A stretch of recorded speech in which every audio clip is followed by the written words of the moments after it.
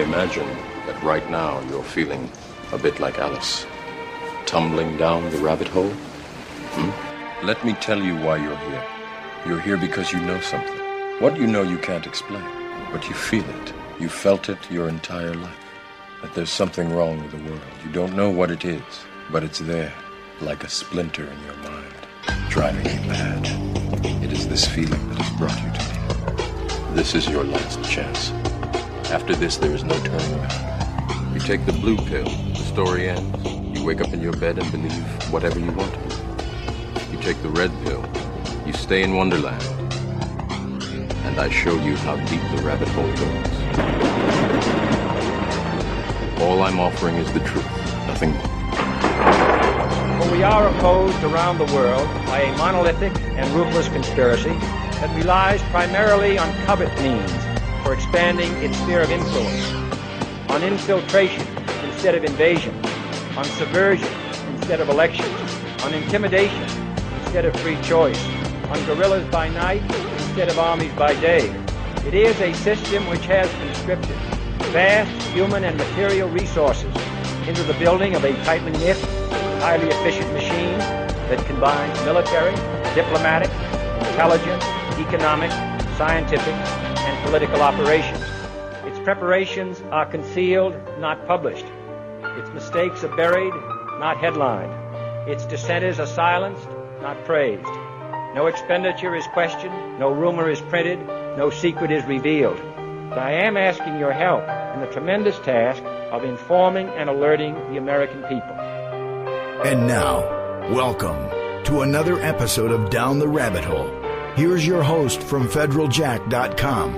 It's Popeye. Ladies and gentlemen, welcome to another live edition. It is January 8th, 2014. Tonight I'm going to be getting into a bunch of things, a few topics. One of the things I want to talk about is how the media is brainwashing people, not only the media, but the powers that shouldn't be through the media, because the media, the mainstream media anyway, there should be no question as to whether or not the mainstream media are all just propaganda mouthpieces. It's just literally a propaganda arm of the administration, no matter who's in, the powers that shouldn't be, because the media is owned. We've talked about that before. Anyway, I'm going to talk about how I want to show you. I've been writing an article about this, but I figured I would talk about it on air too.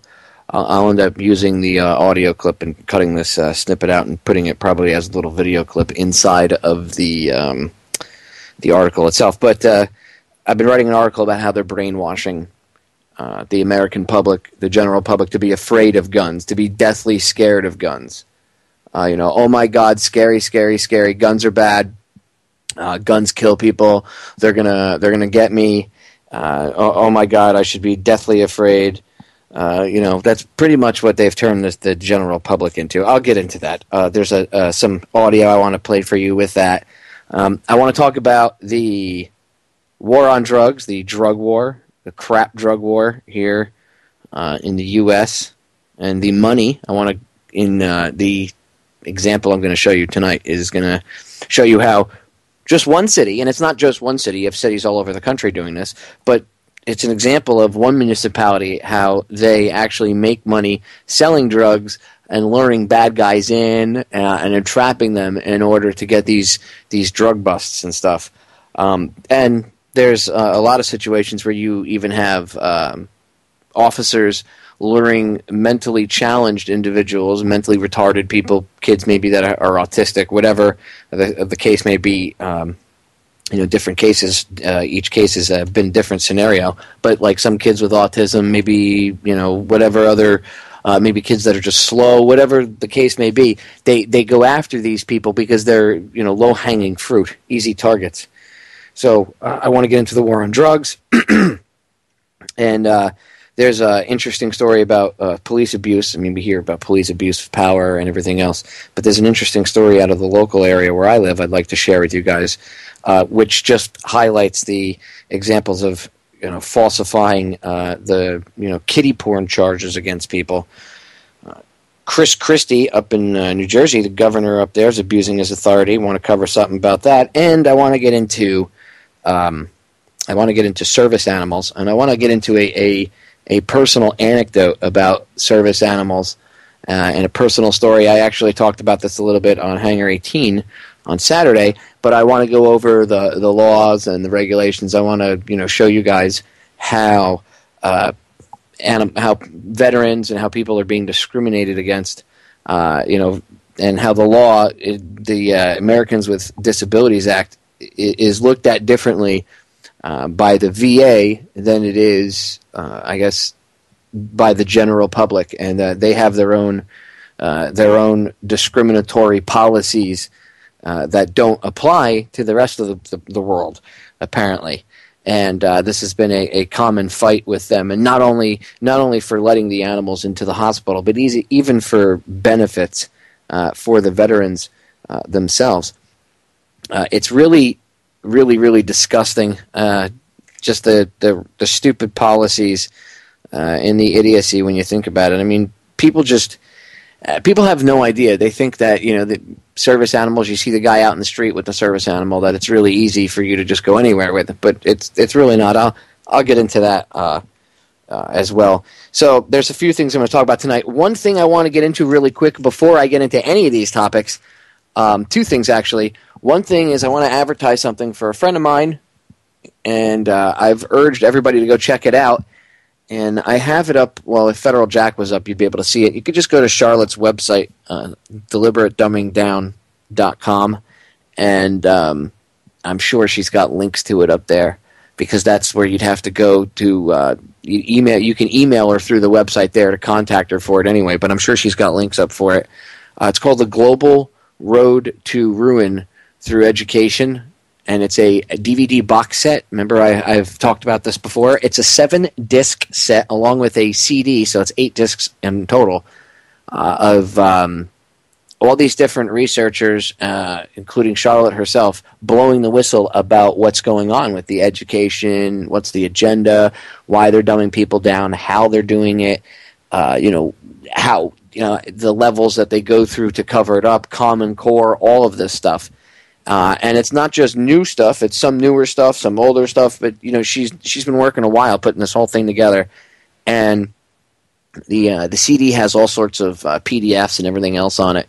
It's called The Global Road to Ruin Through Education. You can get it. Just go to deliberatedumbingdown.com, and if I haven't been on Charlotte's site, in fact, while I'm talking to you right now, it's the power of the internet. I can look at that. There you go. Let's go right to Charlotte's website, and yep. If you go right to Charlotte's website, there's a link for it. And if you click on it, it brings up the YouTube trailer for it, which is actually 26 minutes long.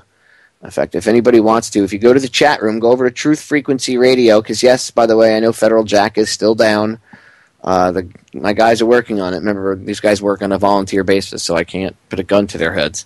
I can't afford to pay them, so it gets done when it gets done. It's the way it is. It sucks. I wish I had a bigger crew that would work voluntarily, but believe me, I've dealt with people over the years that want to volunteer, and they tell me they want to volunteer, and it usually about 98% of it stops right there with the offer of volunteering, and then if they follow through, the volunteer service drops off within a few short weeks, if it's anything is ever done at all. So it's very hard to find people that will volunteer and give you a couple hours to work on something here and there. So hopefully it'll be back up in the next day or so, but I feel like I just can't promise anything. It kind of sucks that way. Anyway, if you go over to Truth Frequency Radio, truthfrequencyradio.com, Chris has a chat room over there. Just go up in the header bar. You'll see the little tag. It says chat room. It's between Truth Music and Login. It's right there up in the header bar. Click on that. It opens up the Listen Live page. You can listen there, and there's a chat room. You don't have to chat, but the reason I tell you this is because anytime I'm going to drop a link, that's where I'm going to throw it into the chat room. So right now I'm going to drop the link for Charlotte's website in there. I just dropped it in there. If you want to go there, go over and check it out. There's a widget on the front of her site, like I said, that will play the 26-minute trailer, which gives you kind of a little snippet from each speaker and everything. And then there's a way for you to purchase it right underneath it. So you can check it out. Plus you can get her book there and everything else. Just go to deliberatedumbingdown.com. Charlotte Iserby is a great great person. She is a very good friend of mine. And I actually will be playing my latest interview with her that I did about a month and a half ago.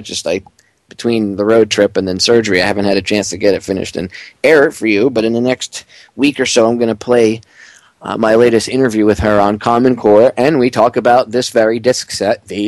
It's called Exposing the Global Road to Ruin Through Education. I forgot the word exposing. So, Exposing the Global Road to Ruin Through Education. It's an 8-disc set. You can get it at Amazon, apparently, and just click, if you go to Deliberate Dumbing Down, there's a widget for it right there, just right on the widget, and then you don't have any issues, and bam, it should take care of that. So, the other thing I wanted to bring up before I forget was if you want an autographed copy of Judith Vary Baker's book, Me and Lee, yes, you can purchase it still. It's not that it's not available. You can still purchase it at Amazon, or you can go to Trine Day, which is the publisher. But I have autographed copies from the 50th anniversary from November 22nd that Judith signed on November 22nd. So they're kind of special because they're 50th edition, copies and I've only I had 3 boxes of them. I already sold out of an entire box and a half in, a month that I've been back. And I haven't really been doing heavy advertising on it. So they're limited. However many I have left, when they go, they're gone. You get a free Truth Frequency Radio bumper sticker with it. I throw in some federaljack.com business cards and swag and whatever. Right now I have a copy of Wake Up Call, which was put together by a good friend of mine, documentary about the one world government agenda and everything.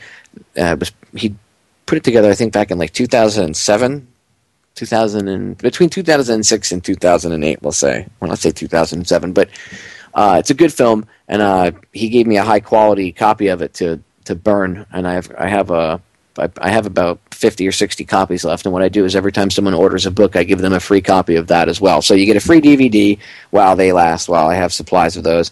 Truth Frequency Radio bumper stickers while I have them, and a bunch of federaljack.com business cards and flyers and anything else I have laying around. Sometimes I have pocket constitutions I throw in there, but I ran out of them. Anyway, it's the same price as you'd pay online. It's $30. You could probably get it for a few bucks less on Amazon, but again, you don't get all the free stuff. You don't get it autographed, and shipping's included. So $30, you get all that stuff. It's autographed and shipping's included. And when I ship them, I always get a tracking number on them. So I email each individual customer with a tracking number so they can track their package from start to finish. So that's all included, just in case anybody wants them. And it's not like I'm making, I'm getting rich off this. I'm doing this as a favor for Judith. It's not like I bought a bunch of her books either and had her sign them and secretly ran away to try to make money. Judith asked me to do this because she had a couple boxes of books left over after the whole book tour for the couple weeks that she was here around the anniversary. And they had brought like however many boxes of books from the publisher. They would have them sent to the locations that they were going. And at the end of it, the one of the last ones was in Dallas, and she had a bunch of these books left over. And long story short, she asked me if I would help her get rid of them. So I'm going to help her get rid of them, and she signed all of them. We sat down on the 22nd, and like I said, she signed all of them to kind of make it special. And like I said, with shipping and everything, it's the same price as if you bought it from the publisher itself. It's just you get a few extras, and it's autographed by the author. So, and again, it was autographed on the 50th, so it's a little bit special. Anyway, let's get into the stories that I want to talk about. Let's see. The first thing, I got enough time. Okay, let's go over Chris Christie and his abuses of authority, and then when we come back, I can get into my rant about service dogs and a few other things, and probably spend about 25 minutes on that because I want to explain a few things. I want to give you guys a bit of an insight into service animals and what it's like for somebody with a service animal, because yours truly has one, and my wife had one until she passed away about 6 months ago. You all remember, for the older listeners, I shared that with you when Lulu, my golden retriever, my service dog my wife's service dog of 14 years, passed away. I talked about it. But I want to share with you a little bit of insider information about service animals, maybe help those who have seen them but don't have them understand a little bit better, maybe urge people that you might know someone that could use one. We'll get into that. Anyway, so I want to spend some time on that, and then I want to get into the brainwashing about guns. But let's focus right now, because we have we got about 11 minutes before the break sneaks up on us. So let's get into the first thing I want to tackle tonight, which is Chris Christie's abuse of authority. Now, I'm not targeting Christie individually per se. I mean, this guy's obviously, he's just a perfect example of mob-type politics and thuggery, right? And Jersey is my old home state, so the governor of New Jersey, he's been criticized by many for a lot of different reasons. I mean, he flips sides back and forth between pretending to be a Republican and then I'm going to be a Democrat, and then I'm going to be this, I'm going to be that. He can't decide what he wants to be, right? What side of the fake aisle, or what fake side of the aisle, I should say, he wants to pretend to adhere to. But anyway, he's trying to kiss up because he wants to run for president in 2016. So apparently, during his re-election campaign for New Jersey governor, he was running against a lady who was a Democrat, and this is when he was famously switching back and forth, hopping from side to side. But this past election cycle, and while he was running against this lady, this female Democrat, which actually, and I can't remember her name, that's why I'm referring to her as a female Democrat.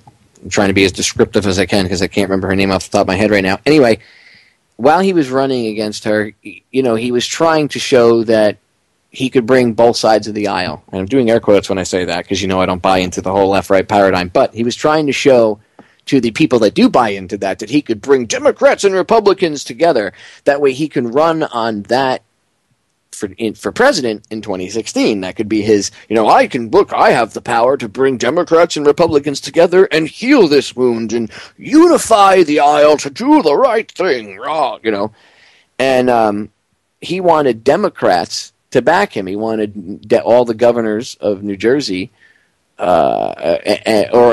wanted the governors, listen to me, he wanted all the mayors of New Jersey to back him. And the mayor of Jersey City was a Democrat and did not back him, backed the Democrat opponent.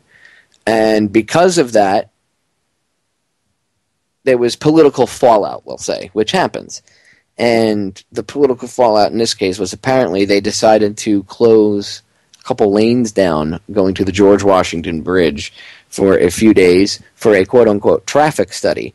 Now, if you've ever gone to New York City via Route 80 over the GWB, right there where 80 and 95, there's that junction, and then the George Washington Bridge is right there. You understand that it's already a mess, and that traffic is already a mess down there. And last time, I don't know if they've paved, but I mean, the ruts were so bad from all of the traffic that you're, about a half a mile before you get to the junction there, it would be like riding in a slot car because your tires would hit the ruts and you just ride in the ruts. You could tell if you were riding out of the ruts because it would throw you in or, in or out basically. Anyway, the area is congested because there's only a certain amount of space they have to work with. It's not like they can widen a lot of it because you're coming up right to the edge there, and you have the highway, all the existing interstates and highways that were built a while ago. They took most of the space that they could take. There's parts of, because it goes through, I don't want to say mountainy area, but I guess for compared to Florida, it's nothing. But I guess you could say it's mountainy area there, not really mountainy, but maybe hills or whatnot. But you have to go through chunks of earth and rock, we'll say, and to move things, it's just not. They're not going to widen it. Good luck. It's all built up around there anyway. There's no place to go. I don't even think an elevated roadway would solve problems there. Anyway, if you shut 3 lanes down, you shut 1 lane down, it causes a problem. Let's be honest. Traffic jams, and this is something I learned when I was a tow truck driver. What is it? Up to 30? It's a 30. I have to look this up, but I think it's 33 or 30% jam rate from a single car accident that's not even in the lane of travel, that's in the shoulder, because the cops are there, people are rubbernecking, people are slowing down. So that jams, I think maybe it wasn't 30, maybe it was like 23% or something like that.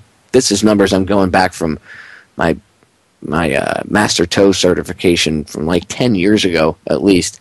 But it's something like, we'll say like 23, maybe it's lower, maybe it's like 23%.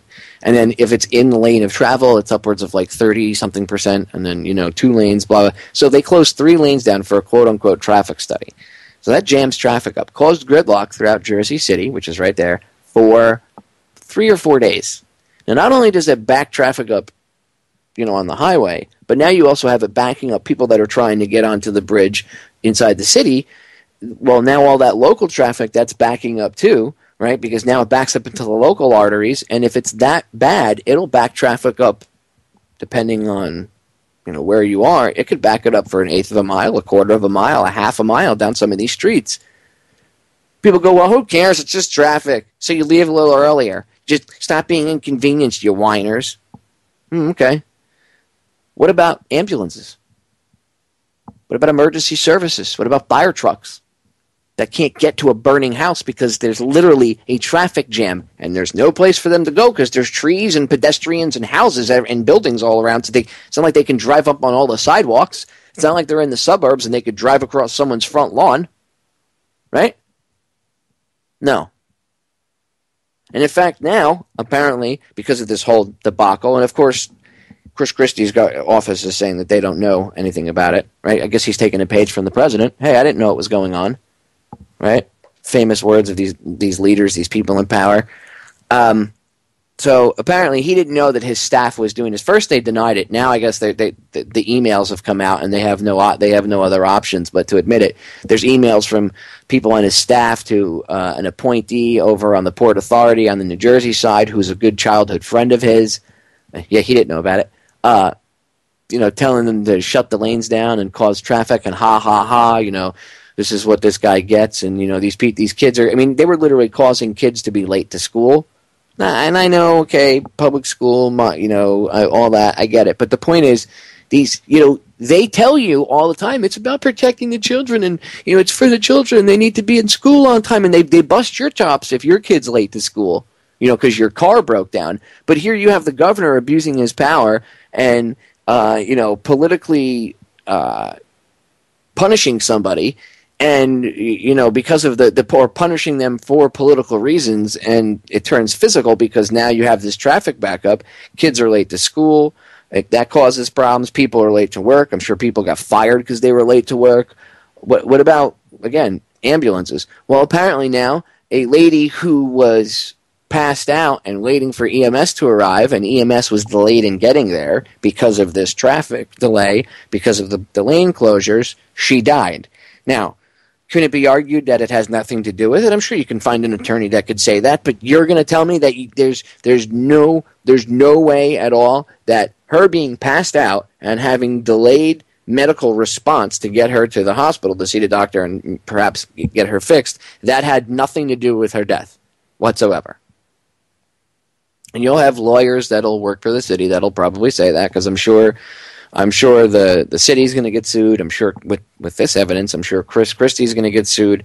The two people that the one appointee to the Port Authority and the other person that worked for his cabinet resigned, and I'm sure they'll get a job elsewhere doing something else down the road. Once the heat falls out, not so much in his cabinet, but he'll probably. They'll one of his supporters or something that owns a company will find some place for them to land because they took the fall for their boss, and now the governor says, "Oh, I didn't do anything about it," or "I knew nothing about it. I had nothing to do with it," and it's very shameful that this happened, and blah blah blah blah blah. You know what? I bring it up for this reason. Okay, I bring this up for this reason because. In 2016, they're going to. This guy might run for president, and yes, this could be an attack by political foes behind him trying to release this type of information because all these politicians have dirt on them, right? The stuff only comes out when their enemies really want you to notice it. But could it be that? Well, maybe. But this is a classic example of shocking abuse of authority. This guy he's going to be put out there, and he's already been talked about by some Republicans as, oh, he's our only chance at defeating a Republican, or we should put him up against Hillary. I've heard people talking about this because look, Hillary's going to run. It's Hillary 2016. If people haven't figured that out already, they should have figured that out years ago. I've been talking about this for years. Since Obama's first term in office, I've been saying that Hillary is going to be the next choice because it'll be the first woman president, and they're going to go after the females. You watch. You watch. They've already been prepping the field. The war on women, insensitive men. Just look, I'm telling you. And guys, these old school senators and congressmen, whether they're old or just old school way of thinking or stupid or idiots or whatever you want to call them, a lot of them fall right into it. And man, people just don't know how they're being manipulated. Anyway, I wanted to just bring it up really quick to show you that there is abuse of authority like this, okay, rampant abuse of authority, and look at the fallout because now there's a physical death that's connected to it. Whether it's 1 degree, 2 degrees, 3 degrees, there's a physical death of a human being now connected to this political punishment doled out by a governor, someone with power. So it's shocking abuse of authority, right? No, it's not really shocking when you understand this goes on all the time, but just figured I'd throw it out there. All right, when we come back, Service Dog. Stay tuned. We are back, ladies and gentlemen. So yeah, as I said going into break, story I was talking about, Governor of New Jersey is just like the rest of these people, just another thug with power.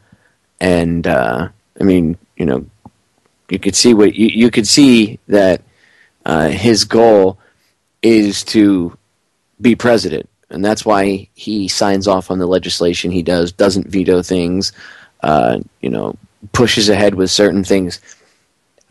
He even goes against things that he's once campaigned against or said that he wouldn't do, right, as most politicians do. So just goes to show you he's just another one of these thugs, and they will abuse their authority, and unfortunately, at least one person looks like was physically more than, maybe getting yelled at or being late to work or something like that. Somebody was physically affected to the point where perhaps their death could be attributed to the fact that they didn't get, the ambulance could not get to them because they were delayed because of the whole traffic situation, because these lanes were shut down for political punishment. So just goes to show you that this thuggery does exist. Remember that in 2016, if somebody tells you that Chris Christie, or between now and 2016, if somebody tells you that Chris Christie is a good candidate to run for president, they're all controlled. And this ought to show you that if this guy's down for that type of thuggery, then if the powers that shouldn't be went to him and said, look, yeah, we'll make you the next president, but you got to go, you got to toe the line. You don't think he's going to? You think he's going to stand up and, I'm going to buck the system. Right. Doesn't work that way. Anyway, service animals. I want to talk about this. I want to take a couple minutes to share some information with you guys. I don't often, I share a little bit of my personal stuff about, my personal life with you guys. I don't often talk about stuff, but I do share some stuff. So I'll let you guys, in to a portion of my life to understand perhaps people with service animals a little bit better. I myself have a service animal, and my wife has a service dog, and my wife had a service dog. When we get enough money, we perhaps will get her another one. But luckily, over the years, through diet and yoga and a few other things, we have, I don't want to say cured the problem, but we've stopped it, at least for now, or at least been able to keep it at bay or learn to control it. My wife used to have seizures. To the point where you couldn't even tell when she was going to have them. There wasn't, sometimes there are tells. She would just have them out of nowhere. She would have really bad ones. So her golden retriever, Lulu, and, she was my dog after I met my wife over 8 years ago, when we started going out and then we got married. But Lulu saved her life, and she was with her, for 14 years, but she literally saved her life on at least 3 occasions that I know of, on 3 separate occasions. And that dog made all the difference in my wife's life when she was younger and she was having a lot of problems with seizures. And she doesn't have them anymore, but that dog made a world of difference. I mean, she literally saved my wife's life at least 3 times that I know of. So, when people tell you that, all people are just taking they slap a vest on, they just want to take their family pet with them. They just want an excuse to take their family pet with them somewhere. It kind of pisses me off because people really don't understand what a service animal does. So, I want to share this stuff with you. So, this dog saved her. This dog was part of her. It was her best friend. They had a bond that was unbreakable. It was amazing to see. I myself have that same bond with my service dog. She helps me because, believe it or not, I have hearing issues. And even though I'm on air and I can talk normally and stuff, that's one of the reasons I use the headset setup that I do, because it makes my life a little bit easier, but it's also because I can hear much easier through my setup that I have. And I can hear myself in my ears, which enables me to control the volume of my voice. But I do have hearing damage from when I was in the military. So there are certain things that's hard for me to hear. So I have a dog, I have a service animal for hearing. And she knows that there's certain sounds that she responds to, and she'll let me know. She'll come and get me and make me follow her into certain things. And that's what she's trained for. That's why I can carry her around. She's tiny. She's a little teacup Shih Tzu. She's only 8 pounds. I don't need a big dog for it. But I don't qualify for hearing aids. The VA says that I'm not deaf enough and my hearing damage isn't significant enough, and the hearing issues that I have aren't significant enough to give me hearing aids. And part of the problem is I have tinnitus really bad in my ears. Very loud ringing. So it's hard for me to hear certain things because of the ringing. And the Monster, the dog, my service dog, the one that you normally hear me refer to as snoring dog, she's trained for certain things. That's why she barks like a maniac at certain things. And sometimes I have to tell her to, she gets so into it, I have to clap my hands and I have to yell her name to get her to stop. But that's what she does. She lets me know certain things. She lets me know of certain noises. That's exactly what a service animal for hearing is for, whether you're hard of hearing or completely deaf. Again, I don't qualify for hearing aids. So we trained her for this. She was already my dog, and we had gotten her, and her and I had already had a tight bond, and there was certain things. She really had a knack, actually, for taking care of me and looking after me. She had just started doing this on her own. Some animals do this. Long story short, she ended up being a good service dog for me. And she rides around in my backpack. I have a special backpack that I carry her in, and she can stick her head out the side. Her and I have a system that the two of us, even though she doesn't speak English, we can communicate with one another. Anybody that's ever had a service animal understands. Now, she's not like a regular pet. The dog does go with me. She went with me on the car trip out to Dallas and back. She goes everywhere. She goes to restaurants. She's got, I've gotten her service dog tags to make it a little bit easier to understand. The reason I share this with you is because, I want to let you know a little bit about why I have a dog. Okay, so you like to personalize a little bit. You understand that they do perform a service. There are service dogs for seizure alert dogs. There are service dogs for hearing. There are service dogs that will open doors. They're trained to, sometimes people in wheelchairs, maybe they're handicapped. They have dogs that are trained where there'll be pieces of rope tied off to cabinet doors and a refrigerator, and the dog is trained depending on what the handler tells it to do. I don't want to say owner, because you don't really. I don't treat my animals like they're my possessions. I treat them like they're equals. And people are going to say, "What?" Well, I don't treat when I say equal, I mean equal living creature. I don't treat my animals as if they're my piece of property to do with what I want. I mean, if I have to get protective of it against somebody else, well, then maybe I might say that's my dog or whatever. But I treat them as if they're another living creature, which they are. So I try to treat them with that level of respect. Anyway, the dogs can be trained for many different reasons, many different things. Like I said, they can be trained to open doors. They can be trained for kids. Now, one of the big things, a lot of kids with autism, they're getting service dogs. A lot of guys with PTSD are getting service dogs. And I bring this up because I'm going to get into the VA thing in a minute, but also even the general public are very unaware of the law, the Americans with Disabilities Act, and how it actually requires them to allow people with a service animal into the establishment. But there's also an abuse of it. So I wanted to go over all of this and bring all of this up. If I'm gonna talk about service animals and try to explain some of the benefits and stuff to you, I might as well, air all the dirty laundry, go over everything, and get it all out there, so someone can't go, oh, well, what about this? So, and there's really not any dirty laundry. I should just say put everything on the table. But anyway, first and foremost, the service dogs for PTSD, I can't stand. I'm just going to say PTS. Screw the D because it's not a disorder. Because anybody can get PTS, by the way. I mean, you can get post-traumatic stress from being in a car accident. You can have it from watching a family member die. You could. It's not really. And I've heard even doctors say this. Well, don't you have to be in the war to get post-traumatic stress? No.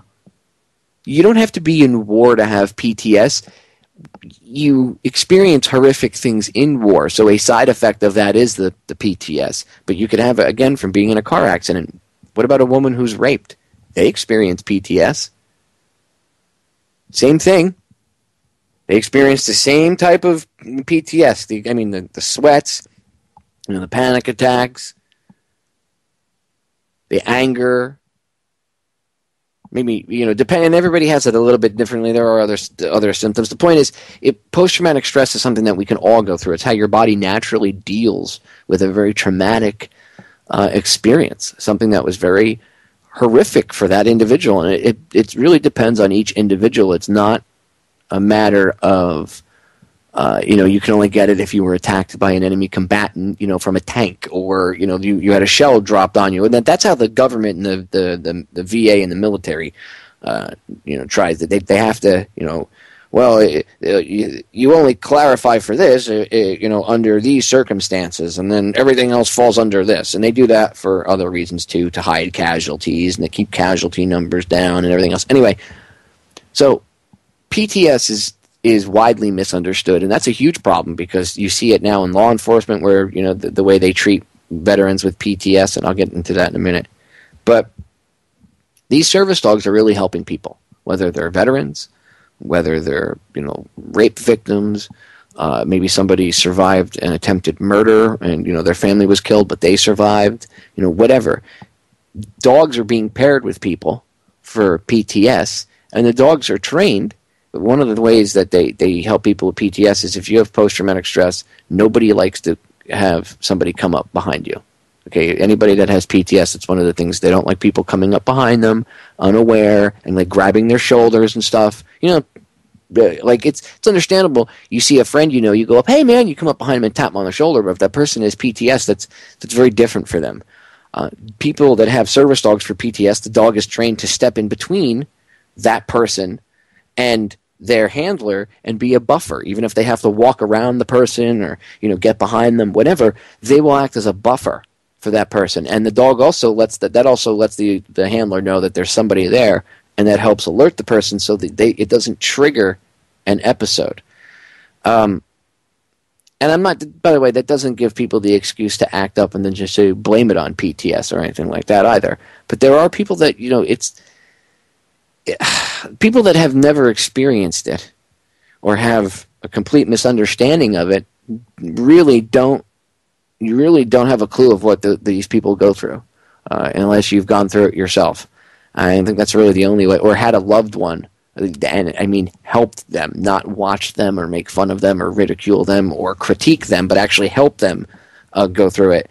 Then you would have a different understanding of it. So these dogs are really helpful, the service animals. They're literally changing people's lives with PTS. I mean, saving veterans, guys that were going to kill themselves, saving people, right?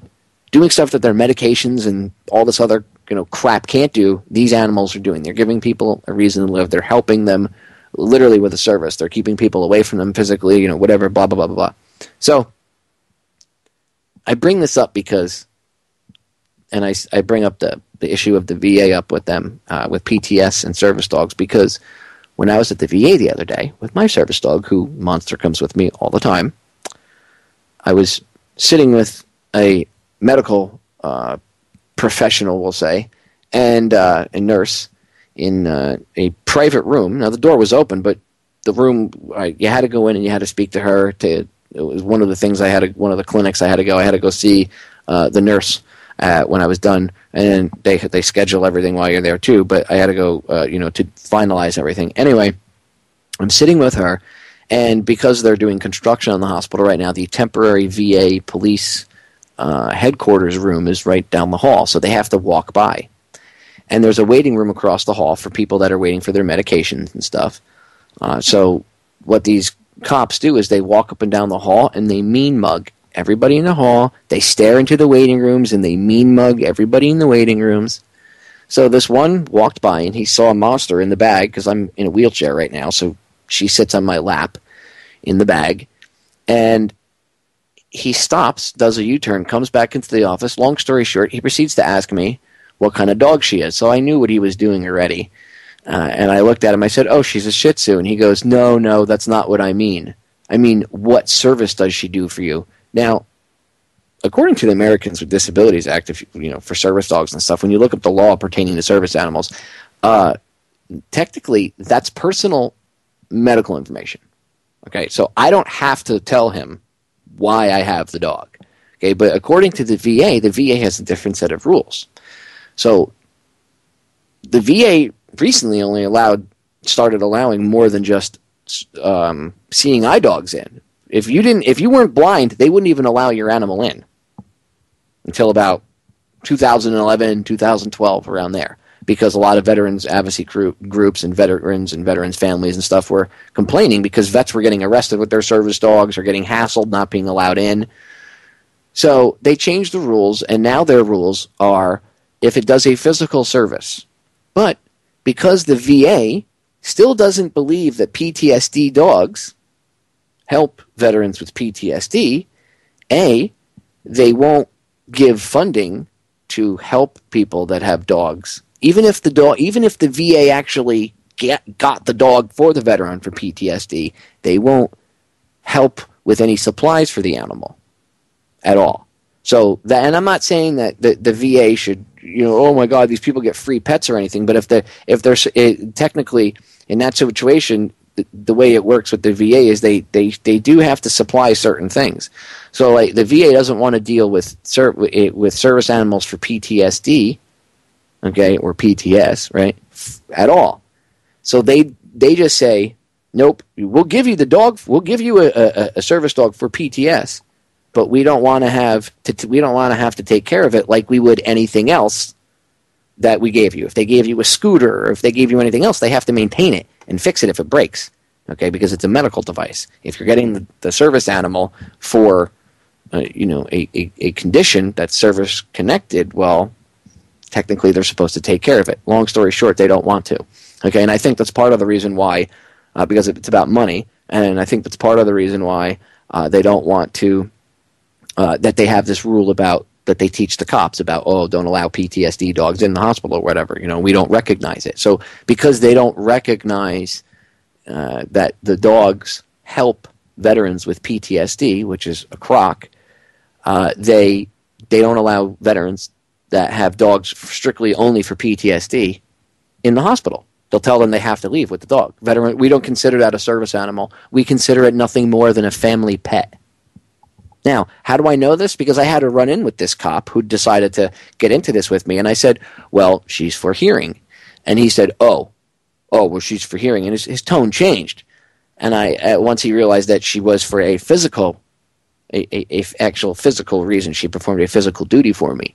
And his whole tone changed. And then I proceeded to question him and keep him in the room now, and I asked him, I wanted to find out what the policy was, because Americans with Disabilities Act, most federal buildings have to comply. Apparently the VA feels that they don't have to.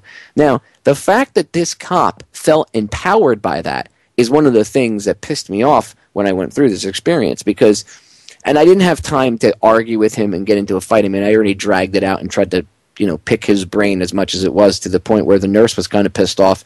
She was pissed off at him. You should have seen the look she was giving him, because he barged right in. But she didn't say anything to him either. She didn't tell him to get out, because you could tell she was afraid. Because, again, he was walking around with his gun on his hip, I may add. So he was dressed up in his little detective outfit, like he was wearing a suit without the blazer jacket, and his gun and his badge on his hip, like he was a detective in the Miami PD or something, but he wasn't. He was a VA cop. Why they can't wear their uniforms and why they have to go plain clothes or dress like detectives is beyond me. But he felt, I guess he felt it his duty to tell me the VA's policy, and he proceeded to brag how they had just arrested a veteran with PTSD the week before. Which, by the way, that technically that violates that veteran's rights, because you shouldn't be bragging about that. That's like a personal incident. But and the fact that the guy has PTSD, so that's violating the guy's HIPAA rights. But I digress. He brags how he arrested, or how the VA police had arrested this veteran the week before who had a PTSD dog, and he said to me, if the PTSD dog worked, he wouldn't have had an episode, and he wouldn't have gotten upset. So, because this cop is ignorant and actually has no idea what people go through with PTS, and obviously has no understanding other than, oh my God, PTS or PTSD equals dangerous vet, beware. And I'm sure they beat the crap out of the guy, because if the guy was having an episode, I'm sure they grabbed him, and I'm sure the guy probably wasn't friendly about it, and I'm sure the dog wasn't friendly about it, so they probably tased the guy, and probably who knows what they did to the dog. I mean, he didn't say they shot it or killed it, but, I mean, I'm sure they tased it or kicked it or did something to it. These are hospital police, by the way. These aren't like federal agents that can run around like NCIS. Their jurisdiction is on VA hospital property only. That's it. They're VA police. Their jurisdiction does not go anywhere other than VA property. So, like, they actually have their own police cars. I'm not kidding you. They have those three-wheeled electric-powered scooters that they can stand on. You'll see people riding them around at Target, and I've seen the NYPD driving around. The VA police have those things, because apparently, I guess the VA hospital grounds are too large to walk. Really? They have cop cars, not one or two, but there's probably at least 5 or 6 of them I've seen. And they have their own fleet of cars for the VA hospital. These cops give vets parking tickets because there's no parking at the hospital, right? There's inadequate parking.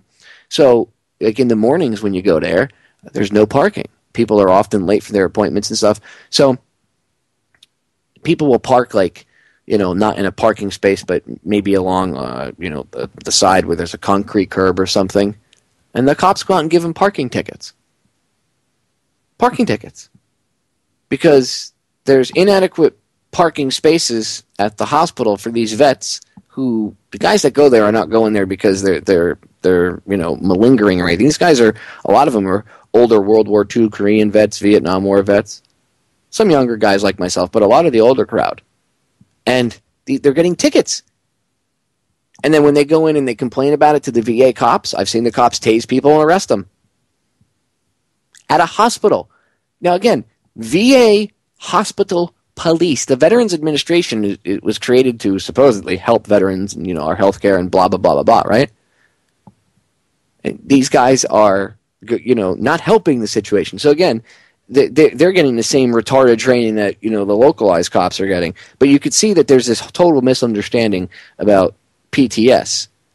and lack of understanding and ignorance of it, where, and of course the demonization of, oh my God, veterans have PTS, oh my God, scary PTS, guns, oh my God, right? So now anybody with PTS is now labeled, evil, and oh my God, they're going to kill your kids and everything else, right?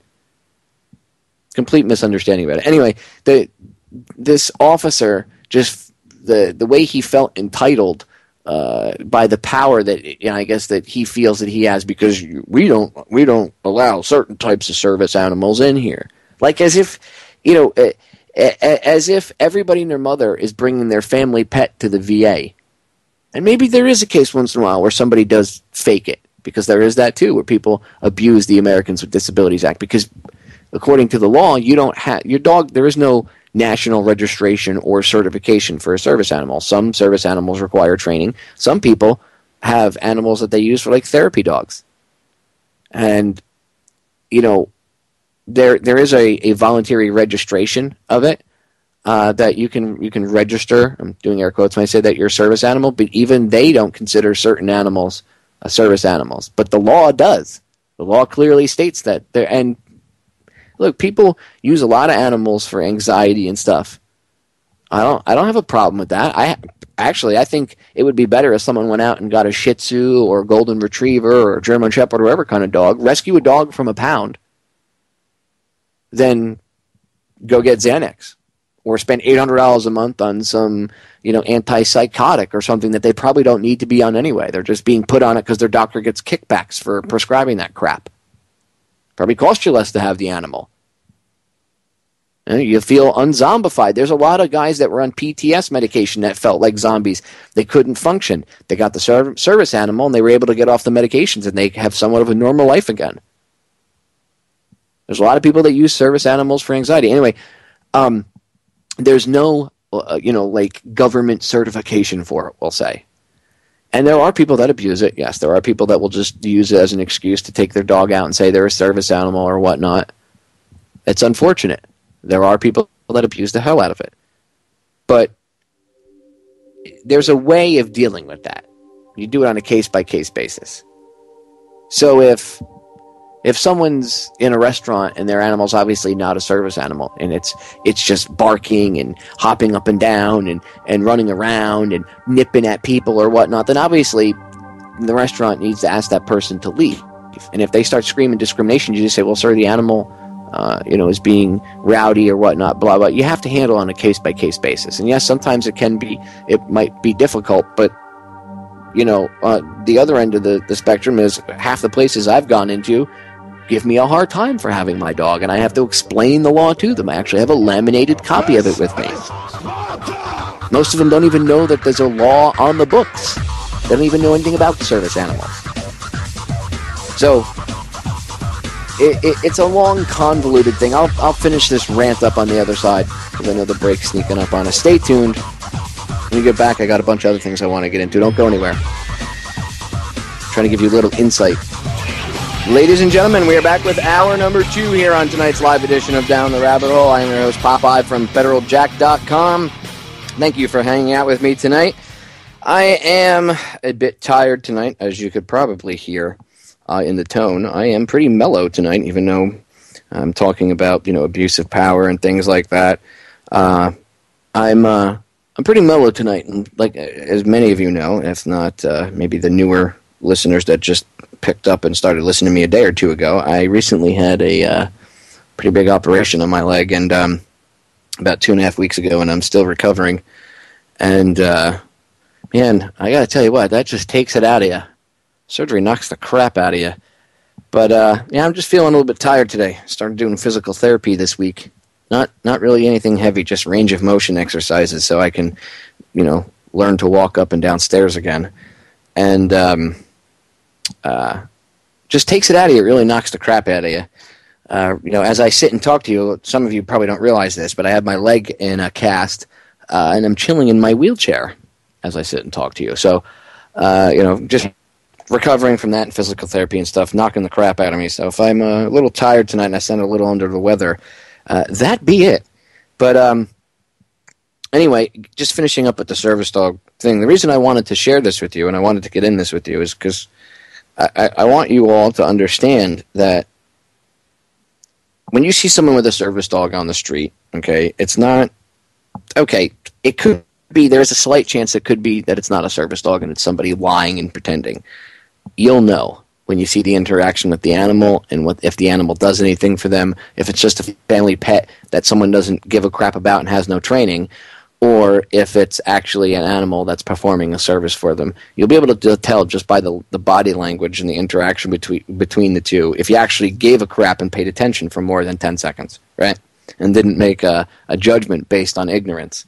So don't just write somebody off with a service animal as somebody that wants to play with their pet in public places.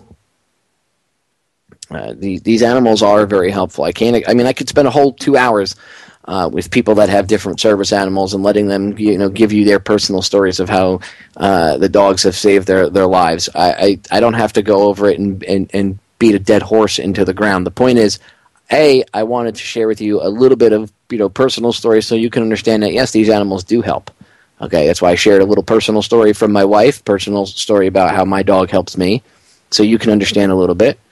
Rather than have somebody else come on, I can actually give you my own personal story, right? I could actually tell you, or rather than, me give you an analysis of something, but never having experienced it, I myself have. I experience it every day, so why not share that with you? Maybe, hopefully, help people have a better understanding of that. And I wanted to share the VA part of it with you because I think the VA rule, and I think everybody, veterans all across the board, whether you have a service dog or not, should contact the VA. Civilians should contact the VA, bombard Congress, call whoever, write letters. I mean, you know what? Sometimes that stuff works. I'm not saying it always does, but sometimes it works to change things, and sometimes it just works to piss them off. But either way, people need to get angry about this. I would at least call the VA. And there's a lot of groups that have been pushing for change already, and they still want further change. Push for guys with PTS to be able to have their service animal with them, because they need their service animal just like anybody else does, and it's not right. The VA says, well, the service animal doesn't really provide any, it doesn't really help. There's nothing but anecdotal evidence, I think, is the way they put it in the wording of the law, or their finding on it, or whatever, their report, their study into it, or whatever it was. Just anecdotal evidence. Oh, really? But all the drugs that you guys have people on, that helps people, right? Guys don't commit suicide on those, do they? Oh, no. Sarcasm, ladies and gentlemen. Again, just go look up how guys that have PTS, have used service dogs to help them get through it, as opposed to the litany of crap that their doctors were putting them on. All the drugs and everything else that they had them on. It's not an excuse for someone to bring their animal with them. These dogs really do provide a service, and I can't explain to you the bond between a service animal and its handler. It's much tighter than, if you already have an animal, a dog or a cat, you understand a bond about pets, or whatever pet you have. You have an understanding about a bond between a person and their pets. This isn't a pet. That bond that you have, now magnify that about 10,000-fold. There are things I depend on my dog for. Monster is literally, she helps me every day. She's literally, a part of, my, not just a dog, but she's a very huge part of my life. That's why she sits in the studio with me. Now, sometimes I let her, I'll let her out and she'll go and hang out with my wife while I'm on air. But she doesn't like to be away from me. You can ask my wife. If Mrs. Popeye were here, she would tell you that dog, if I'm with her and if the three of us are out somewhere and for whatever reason, maybe I have to get up and go to the bathroom, right? Say we're at a restaurant and I have to get up and use the bathroom. If I get up from the table, the dog will watch me the entire time I'm gone, and she stands on alert until I get back. It's just the way she is. She keeps it unless you haven't had a service animal, you can't understand the bond between the handler and the animal. Or unless maybe if your family has had one or someone in your family, then you understand because you can see it. But these animals, yes, they do help, but they're not people trying to bring their family pets in. That notion needs to get squashed and thrown out. And, people need to realize that these animals are being used to help people, whether it's therapy, PTS, physical ailments, whatever. And I think it's great because the animals are providing services that, some humans can't or won't, okay?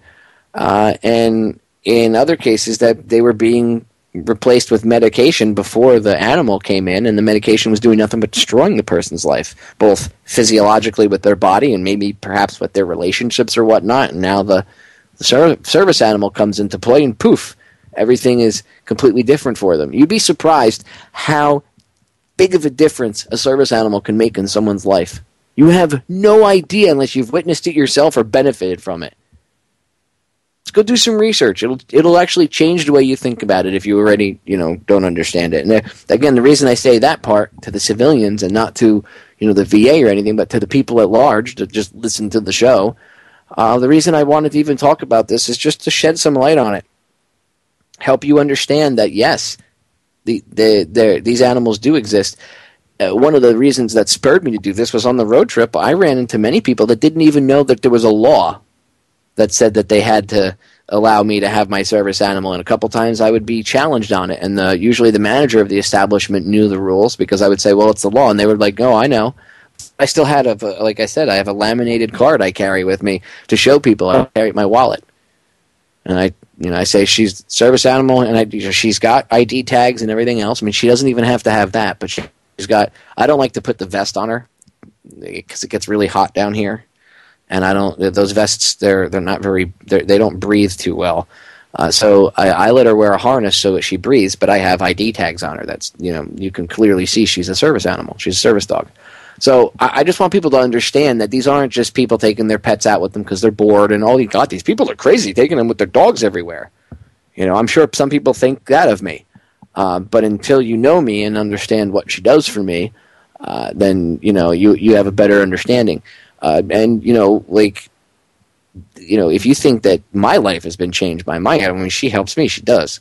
The people that benefit from seizure alert dogs, or like the autistic kids that benefit from these dogs, you want to talk about a change of life experience. Watch an autistic kid. I mean, I've seen some of these kids that they don't ever come out of their shell. They're very introverted. They're not happy. They're frustrated, whatever. And they get a service dog, and it changes this kid's life. Brings the inner kid out again. It's amazing to see what these animals can do for humans. So, people need to stop looking at the situation, as, oh, they're just stupid dogs, or, oh, the stupid person's pet. See, the part of that problem is that we, as humans, and this is through programming, generational wise and media and everything else, we are taught, and this isn't coming from, Greenpeace or anything else. I'm not trying to, Maitreya worship or, oh my God, blah, blah, blah, blah, blah, PETA or anything like that. But we have been disconnected from Mother Nature and everything around us. We think that we own everything, and we have the right to, just lord over everything. So our views on people, like if you see someone with a service animal, people don't treat that service animal like a dog. They treat that service animal like it's a member of their family. And that bond is strong. They understand that it's not just a dumb dog. And people look at it like that, or are ignorant of how beneficial these animals can be, because we are so disconnected, because we have that attitude of, we're the top of the food chain, we're here to lord over everything, and animals don't have souls, they're just dumb creatures. Animals don't have any souls at all. We have this attitude that it's okay because we're only humans have souls, and we can kill animals because they're here for meat and our entertainment, and pretty much just for us to play with, I guess.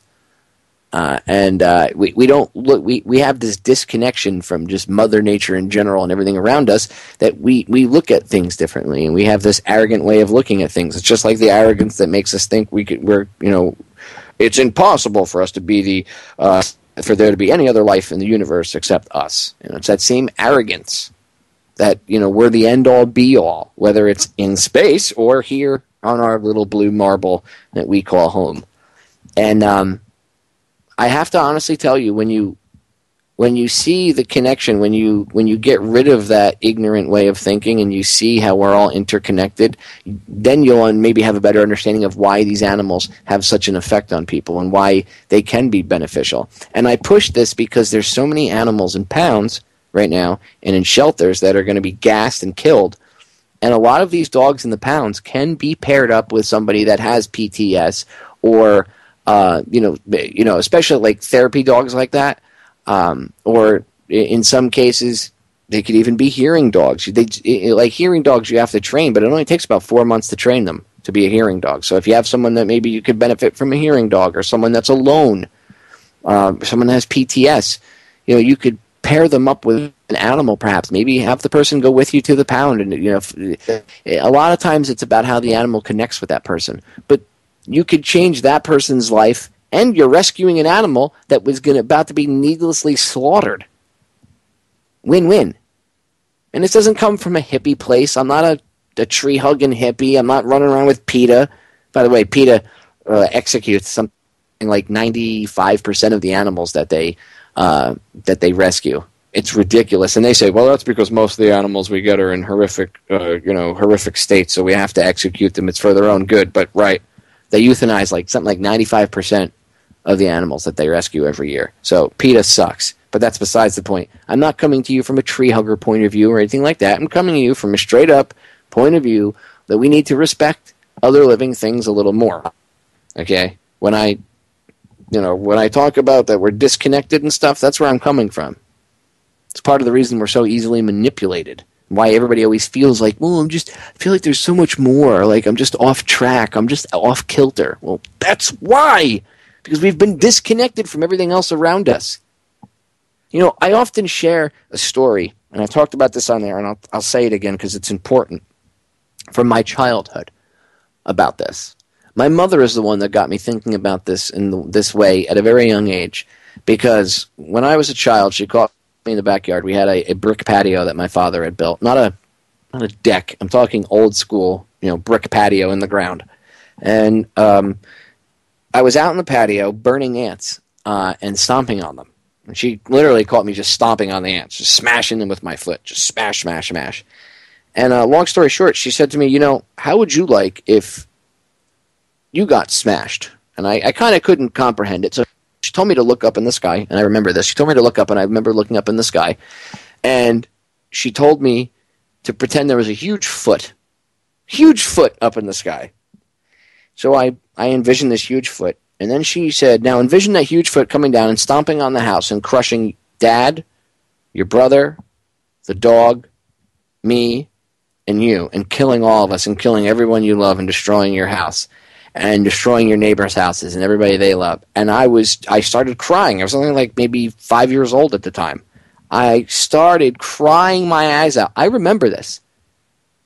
I'm almost 40 years old, ladies and gentlemen, and I remember this. I can remember how the sky looked, okay? I remember where I was sitting in my backyard. That's how vivid this memory is.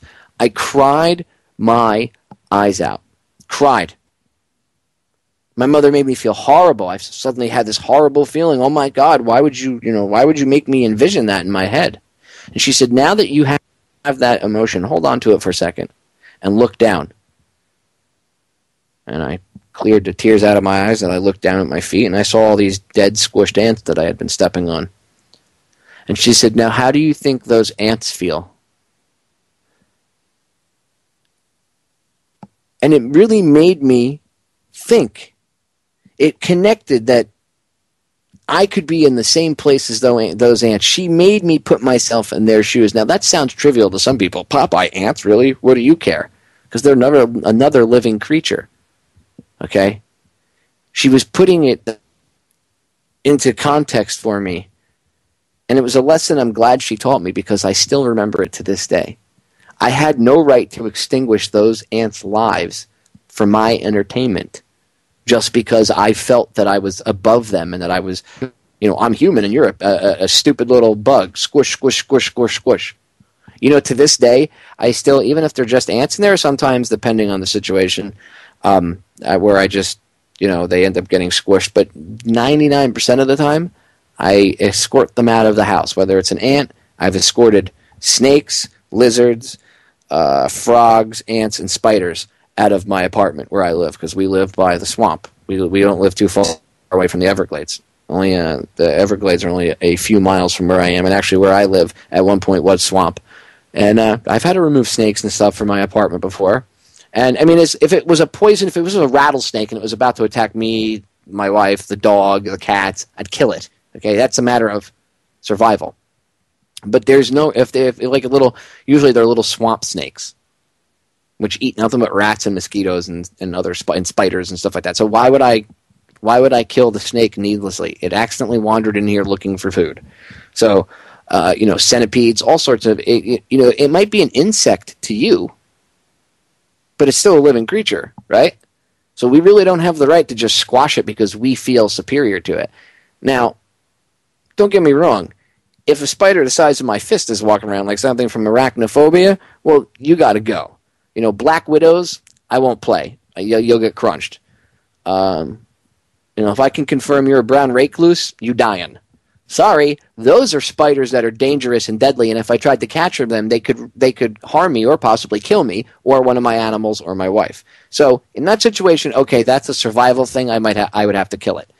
But if there was a situation where I could capture it safely and let it go, I probably would, even though it's a poisonous spider. It didn't do anything really personally to me. It's not like it raided my bank account or anything like that, or insulted my wife or punched her or slapped her or something like that. You know what I mean?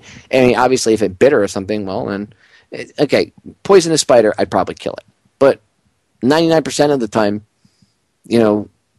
I remove it. It sounds trivial and stupid. I've told my friends about this, and they're like, "You're nuts. I would just kill it." But you know what? I can't. Because every time I go to do it, I remember that lesson that my mother taught me, and it rings in the back of my head. If there is no reason to take that animal's life, whether it's an insect, I used to hunt deer. In fact, one time I went hunting with my uncle, and I told him I missed. It's one of the first times I ever went hunting with him. And he busted my balls about it for years. That was such an easy shot. I can't believe you missed. You're a good shot. Blah, blah, blah. How could you miss? Blah. I didn't miss. I didn't shoot at the deer purposely. I threw it purposely. I threw the shot. Because when I was staring down the barrel of the gun and I was about to pull the trigger, the deer turned around and I stared it in the eyes. And I realized at that moment that there was really no reason for me to kill the deer other than for me to have my first confirmed deer hunting kill. To quote-unquote be a man. So I decided that I'm still a man, even if I don't have to blow away the deer just to get my first deer hunting kill. You see, my uncle, when he taught me how to hunt, one thing he taught me was that you shouldn't, we hunted, we went hunting every season. You got one deer, two deer maybe, but it never took more than you were going to eat. You had to eat the deer. There's a lot of things about it. You couldn't just kill the deer for sport and leave it there in the woods and stuff. But at that moment, when I looked at the deer, I realized that I didn't need to kill that deer to survive, did I? I mean, at that moment, at that time, I did have access to grocery stores and to meat. And I was a young kid, so I was obviously living at my house. My mother would go food shopping, so I didn't really need to kill the deer to survive. So I didn't do it. I just didn't kill it. And I let my uncle bust my chops for a very long time. In fact, I don't even think I ever told him the truth about it. I told my mother the truth finally one day.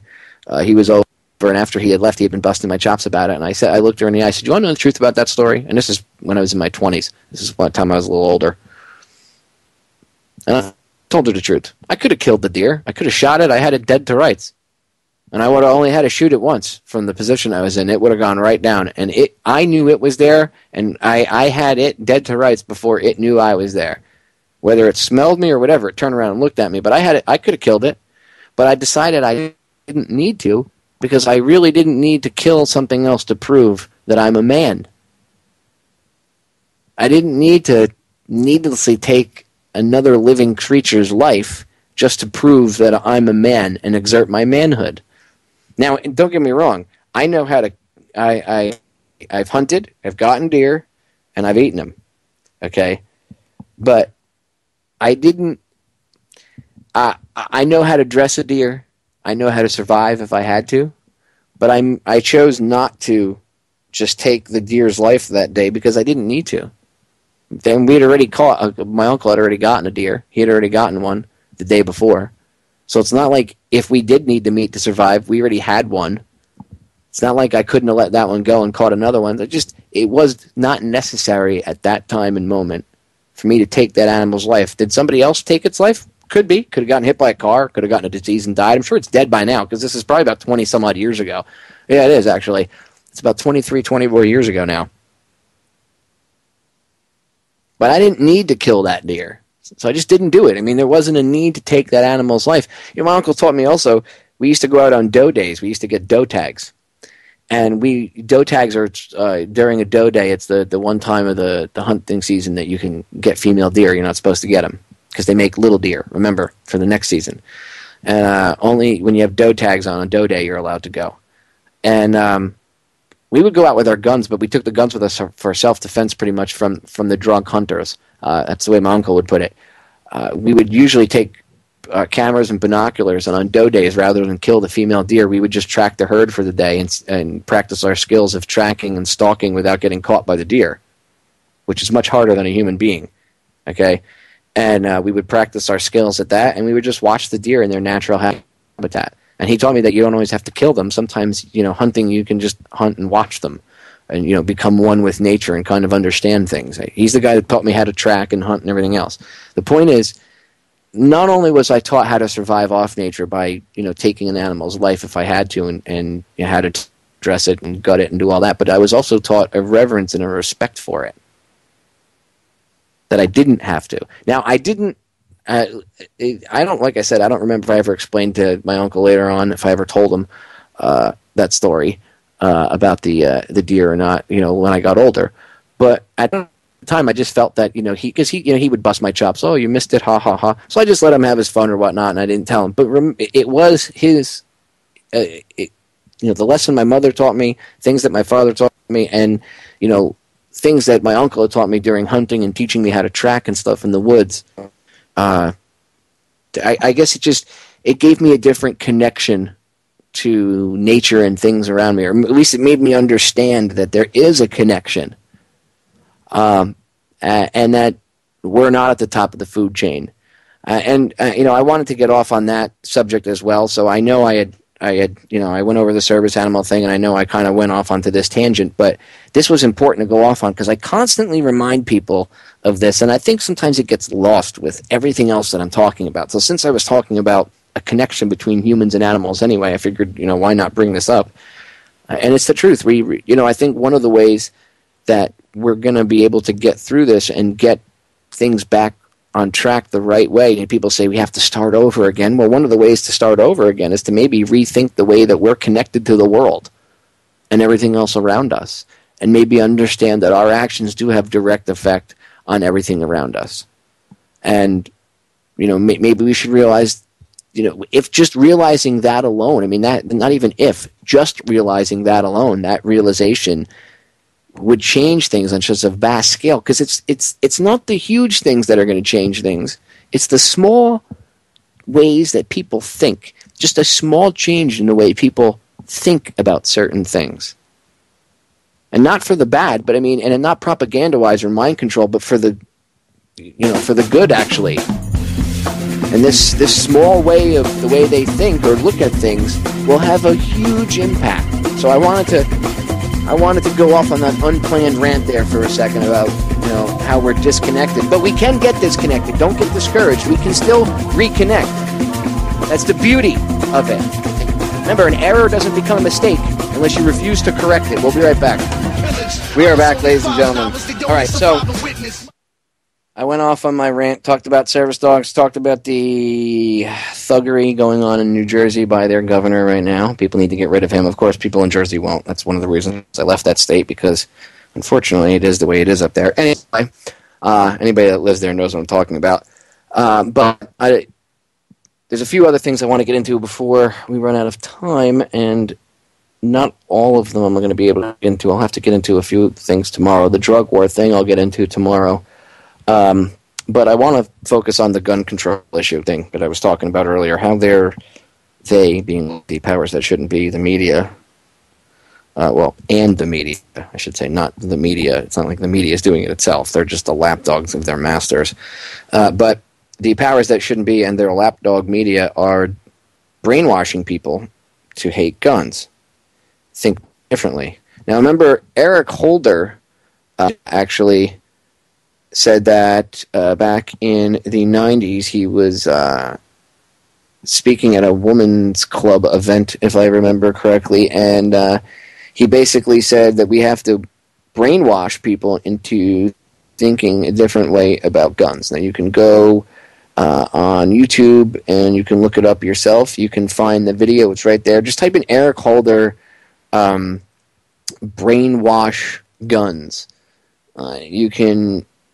I think his exact quote was, "We basically have to brainwash, people into thinking a different way about guns," if I remember correctly. But something along those lines. Anyway, you can find the video and the audio up on YouTube. And this was in the 90s, right? So understanding that they had that mindset back then, which means that they were probably at least planning something, if not putting it into the works, right? Look what's going on now. Now, mind you, there were mass shootings. Okay, there were school shootings that happened that were very questionable, okay, in the 90s. But if you look at what's going on today, and there were always shootings and murders and stabbings and stuff going on even back in the 80s, 90s, 70s, whatever. Murder has been going on since man's been walking around on this planet. I'm sure the first murder was one caveman smashing in another caveman's skull with a rock or a spear or something, thereof, or pushing one off a cliff. Murder is not something new. Anyway, they want people to believe that, more guns equal crime, and that no guns equals no bad guys, and, you'll be safe. But we haven't really witnessed that. Anyway, murder has been going on for a long time, and it's not something new. Of course, if you watch the mainstream media, you would think that there's a huge uptick in violence. But to be quite honest with you, violent crime has dropped in this country. But the media, and I would say pretty much like the late 90s, early 2000s, especially with like cable news networks and stuff, but very, very heavily, obviously, since Obama's been in office, but even before he was in office, they would focus on gun stories. And of course, there's always the "if it bleeds, it leads." But if you notice, whenever there's the chance of gun legislation in the air, right, gun control legislation, or they're talking about it, if you watch the news, especially, again, since the Obama administration and the anti-gun crowd are really going after the Second Amendment, if you watch the news, all you see is an uptick in shootings. And again, they started covering, local shootings a very long time ago. But over the course of time, and as the anti-gun agenda gets pushed further and further along, you'll notice that right along with that come reports in the news every day of people being shot, and, oh my God, little Johnny found his parents' gun and blew his brains out, and a teenage kid, maybe accidentally shot himself. They show you these reports every day, and you'd think, oh my God, there's this rampant uptick in violence with guns, and they call it gun violence or gun crime, right? Oh my God, innocent kids are shooting themselves, or kids are taking guns to school, or this or that and the other thing. What they don't tell you is this kind of stuff happens every day. Every day. It's not a recent uptick. It's not because, oh my God, people are buying more and more guns. It happens. Maybe somebody didn't teach their kid correctly about gun safety. They left the gun out, whatever. It does happen. There are accidental shootings. There are murders and stuff, or somebody might have broken into someone's house and shot somebody. Maybe somebody got mad, they got in a fight, and they pulled their gun out, and they lost their temper, and they killed somebody or whatever. But that's not every gun owner, by the way. And these all get focused on, muggings, attacking, anything with a gun gets focused on by the media, and it gets thrown out there now. And it's been going on for a very long time, but in the past, 5 years, it's been ramped up heavily. And they do it because the underlying direction that they're trying to push you in, we'll say, is fear. What they're doing is they're covering every time there's a shooting because they want you to hear the word gun, shooting, or the words gun and shooting, and gun violence, their little phrase that they've come up with, like assault rifle. They want you to hear this stuff, and they'll even throw assault rifle in there. They constantly mention AR-15s and AK-47s or assault rifles. Even if someone was shot with a pistol, they'll find a way to work the dreaded assault rifle into the story. Well, that's done for a reason. They're programming you. They're brainwashing you ever so slightly. How many times do you see now when there's a problem with a gun or something that goes on? What are you seeing in the news when they do they ask the local residents? What do people say? Oh my God, this crazy world we live in, guns, oh my God, all this gun violence. Every time I turn on the news, there's always more violence and more gun crimes now. We should do something about all these guns. It's working. They're brainwashing the general public to be afraid. See, what they're doing is, not only are they using fear, and these people are smart, these bastards, they know what they're doing. Not only are they using fear to scare you and emotionally rile you up and keep you off balance, because when you're afraid and you're all emotional, you're not paying attention and you're not rationally thinking. Not only are they doing that, but they're saturating your brain.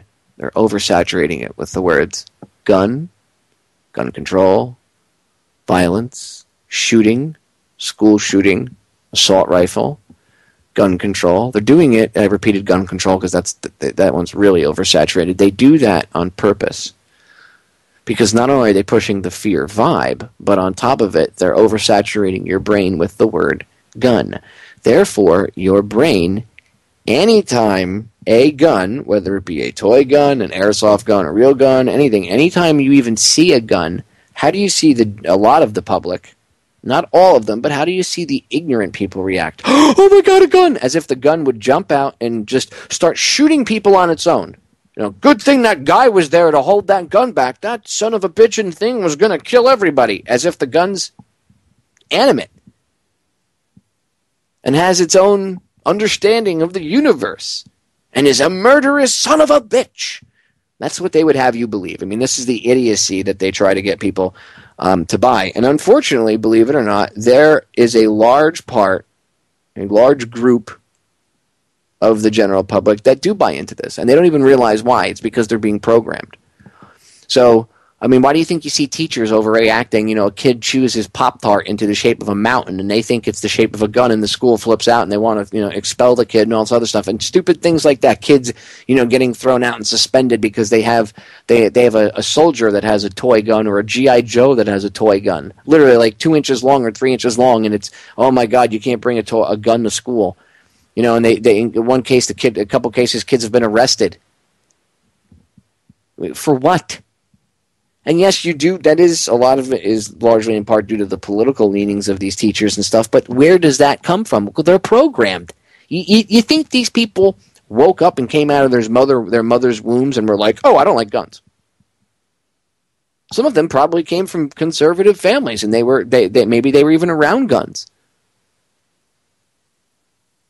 Most of the time, that's not the case. Because usually if you're exposed to guns at a young age, you don't have the fear of them. But there are cases where people's family might have guns and they just didn't like them or whatnot. Maybe they were afraid of them for whatever reason. And for whatever reason, that topic was never covered. So people's ignorance on so many topics is what causes our problems, ladies and gentlemen. Ignorance is one of the biggest problems in this world. Not just this country, but this world. Powers that shouldn't be can control things because of people's ignorance. People that are awake, and I even went through this phase where I used to run around calling people sheep all the time, and I would say, what are you, stupid out there? But I only did that for a short period of time before I realized that, I came from that very same spot. So I shouldn't be looking at it like that, because I was once like that too, and that actually deters people when you make fun of them and stuff. And you start calling them names. But that's how they've dumbed us down. I mean, we're programmed every day. Even people that are quote-unquote awake and in the know are programmed. When was the last time you went food shopping? I had this conversation with a lady in the aisle at Whole Foods tonight. When I went food shopping earlier today, I had this conversation with this lady about this. She said, I came in here for 2 things, and she ended up walking out with like $130 worth of stuff. She couldn't figure out why. I said to her, because of the way the store is laid out, that's why.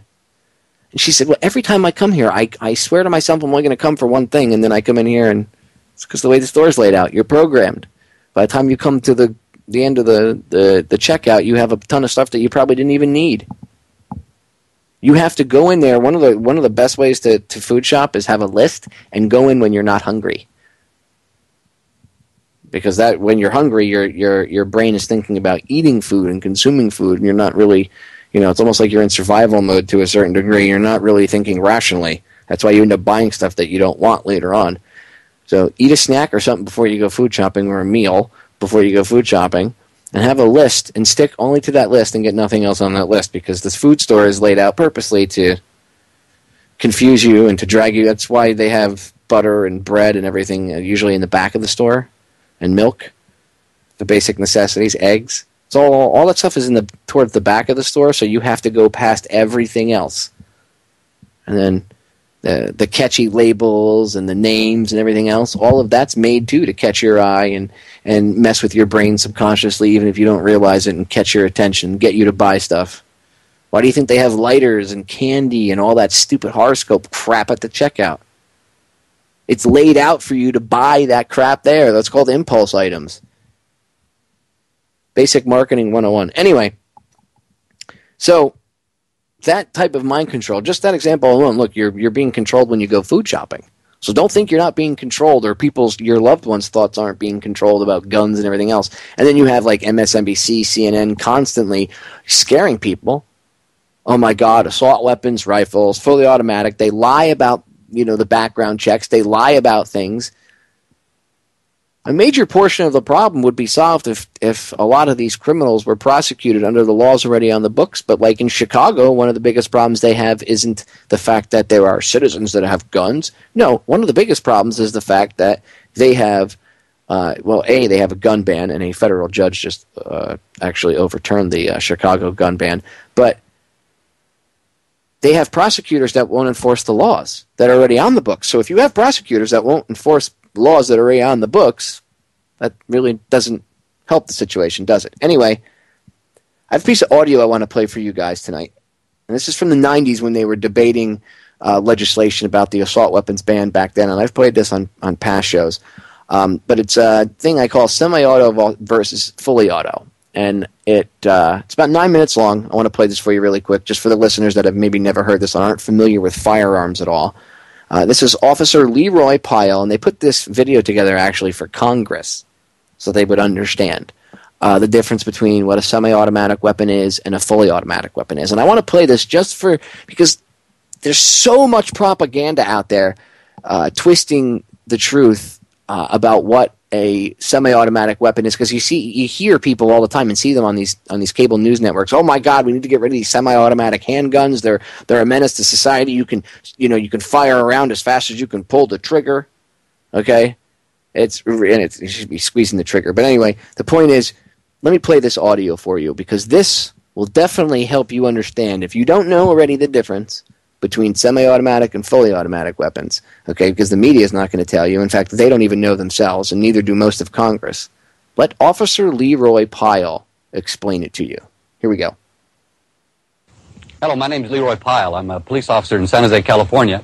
And during most of my 25-year career, I've been involved in firearms training, a little training, education, and also competition. As a result, I've also gotten involved with private citizens using firearms, a lot of safety, schools, and a lot of competition. I'm familiar with some of the controversy involved with firearms now, a lot of emotions. In fact, we're about an hour and a half away from Stockton, California, where I'm sure you're aware of a recent tragedy. I don't mean to belittle that tragedy. I can share those emotions. About a week after that, I had 2 of my partners killed on the streets of San Jose, so I understand the emotions. But part of my job as a police officer for all these years has been to cut through the emotions and get to the facts. That's the only way you can settle an issue. You have to have the truth. I'd like to share a little bit of the facts with you, because I honestly feel that some of the emotions here have impaired any ability to make a good judgment. I have some firearms available that I'd like to show you.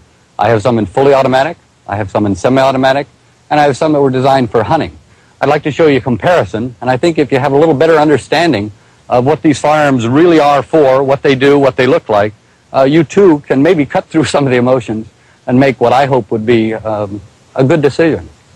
The confusion and misunderstanding over firearms is a result of the mislabeling. I have firearms here on the table. I have a fully automatic assault rifle, and many times the press likes to use those words, trigger words if I might add, assault rifle, military, fully automatic. This is a fully automatic assault rifle.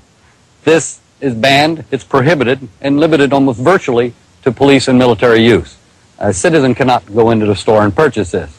And yet, this is usually one that's displayed on your television set. These are usually the terms used by the news media. Then they'll pick up a semi-automatic firearm. This is a semi-automatic firearm. The primary difference is that the assault rifle, the fully automatic firearm, you pull a trigger once and it will repeatedly fire and will continue to fire until all rounds are expended. This is a semi-automatic firearm. You fire once with each pull of the trigger. If you notice, these two firearms look alike. They look very much alike. They operate entirely differently. This one is legal, semi-automatic. This one is an illegal, fully automatic. They look alike. Here, I have a hunting rifle. This is also semi-automatic and one used for hunting game. This also, being semi-automatic, fires one round with each pull of the trigger. If you notice, these two do not look alike, but they function alike. They are virtually the same, only cosmetically different. It's important to keep that in mind. A person will say, this is fully automatic. The uninformed, most of the time the press, will refer to this as a fully automatic assault rifle and this as a fully automatic assault rifle. Please, by definition, this is the assault rifle. This is the only one that's fully automatic. It's prohibited for purchase in the United States except by police and law enforcement. Let me show you exactly what I mean. I've got my hearing protection here. We'll take these firearms out and I'll shoot them one at a time, and you can see for yourself just exactly how they operate and exactly how they're alike in some ways and very different in other ways. This is the fully automatic firearm. It's an AK-47. Primary feature is with one pull of the trigger, it will fire repeatedly. It'll fire until you either release the trigger or you expend all the rounds. Let me show you.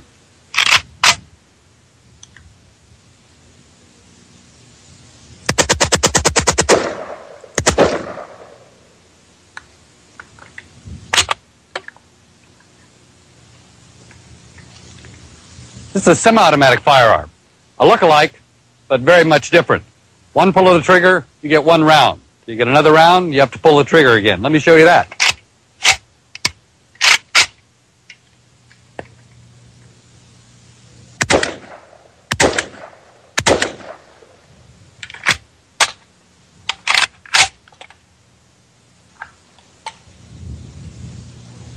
This too is a semi-automatic. The feature with semi-automatic, one pull of the trigger, one round. You notice the action very similar to the other firearms, but very much different from the fully automatic rifle. This too is a hunting rifle. Again, one pull of the trigger, one round.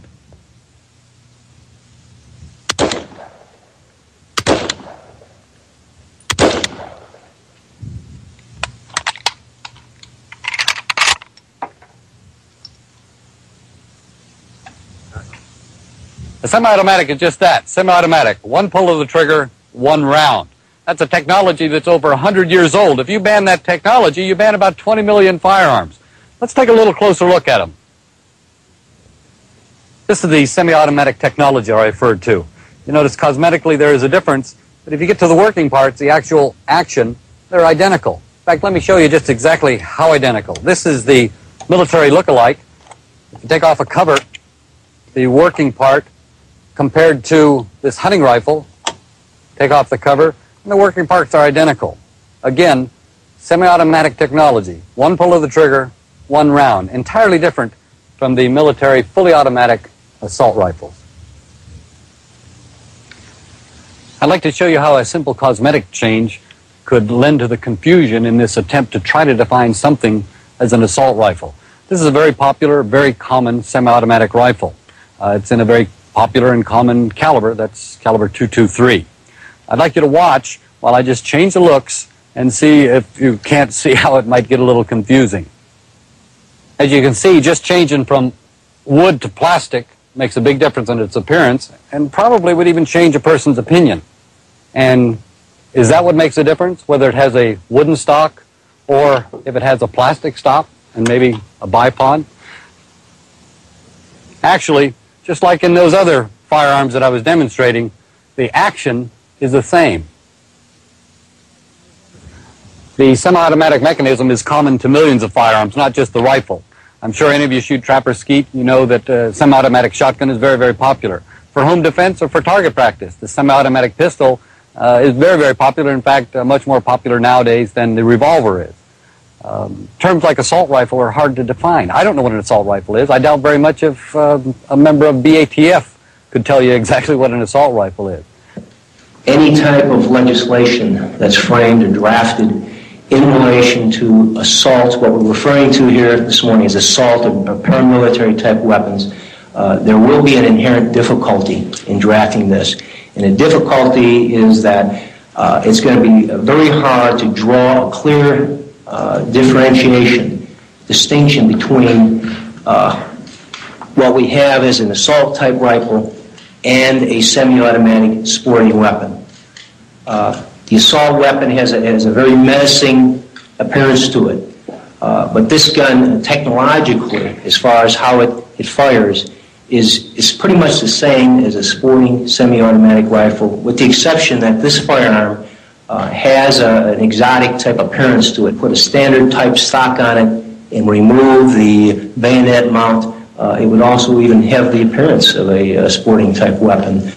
Frequently hear a reference to the fact that a semi-automatic rifle can be easily converted to fully automatic. That's not true. Why? Because these military-style assault weapons of today are not easily and readily convertible without extensive knowledge and modifications to the weapon and or a substitution of available parts.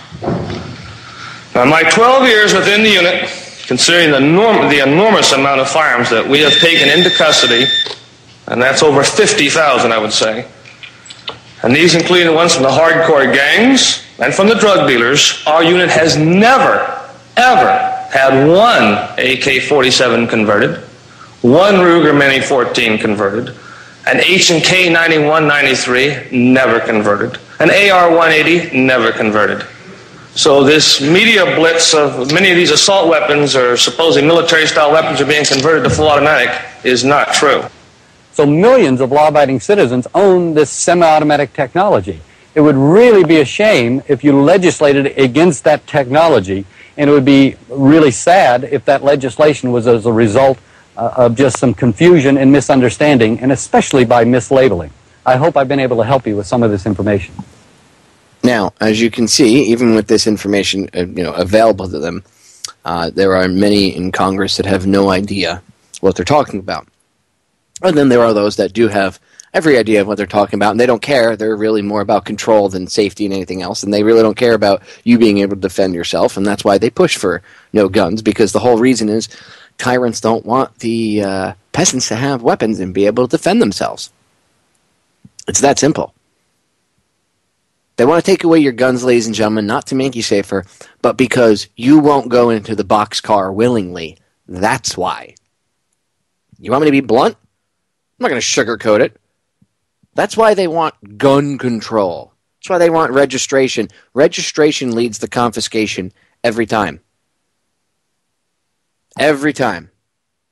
They want to be able to confiscate the guns. Why? Because, as I said, you're not going to get into a boxcar willingly. That's why.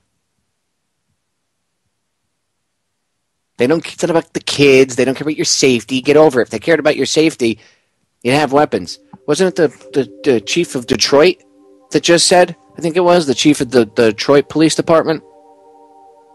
Just came out and said people should get guns. I think it was Detroit that said that. chiefs and sheriffs all over the place, all over the country, have been saying that people should arm themselves. You should. Semi-automatic technology is over 100 years old. Shall we go back to ox cart too, because people have car accidents and people drive drunk? I mean, I guess people can't be trusted to drive anymore because there's drunk drivers, so we should get rid of cars and all modern transport and go back to ox cart. Right? This is Sparta! Because that makes a lot of sense. Anyway, we're out of time. Thanks for listening to me rant tonight, ladies and gentlemen. I hope I enlightened you somewhat. If not, oh well, I tried, right? Nah, I'm sure you've heard lucky. But at least one thing I ranted about. Anyway, I'll be back again live tomorrow night. I love you all.